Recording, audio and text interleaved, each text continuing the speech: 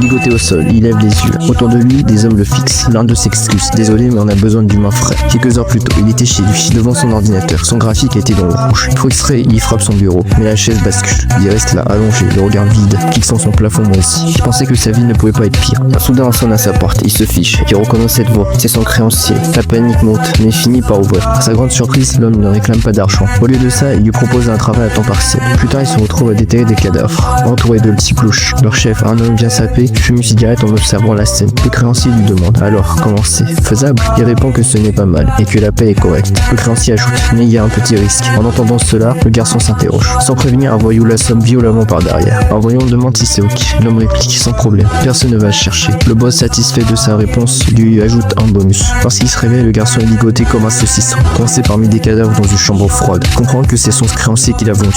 Il pense à un moyen de se libérer de ses liens en attendant que quelqu'un vienne. Un instant plus tard, l'homme arrive. Le visage enjoué ouvre la porte. Le garçon le surprend avec une droite, le plaque au sol, enchaîne les coups tout en l'insultant. Il se relève et perçoit qu'il est déjà encerclé. 1 minute d'après, il se retrouve ligoté comme un saucisson en face de leur chef. Soudain, un des voyous prévient le chef sourit. Il dit qu'il y a une nouvelle à annoncer. L'homme demande si c'est une bonne nouvelle. Le chef ajoute nous avons un intrus parmi nous, et c'est toi.